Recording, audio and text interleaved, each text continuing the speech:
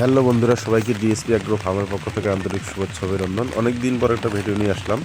যদিও বর্ষাকাল, আজকের এই দিনে সবাই মাছ মারা নিয়ে ব্যস্ত থাকলেও আমাকে চিন্তায় থাকতে হচ্ছে আমি আমার খামারের ছাগলকে কী খাওয়াবো, কী খাবার দেবো। এই বর্ষার সময় ঘাস তো মনে করেন পানির তলে।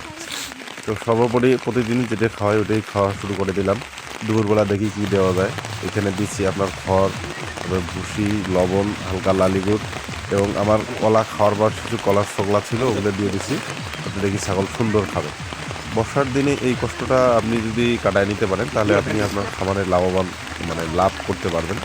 সব কিছু মিলিয়ে আর কি আপনাকে সব দিক থেকে ভালো মেনটেনেন্স করে চলতে হবে, যাতে করার কিছু নাই। এর দিক দিয়ে আমারও অবস্থা খারাপ হচ্ছে। এই বৃষ্টির মধ্যে ছাগল সেবা করতে করতে আমাদের সর্দি কাশি হয়ে গেছে। সবাই আমার জন্য দোয়া আশীর্বাদ করবেন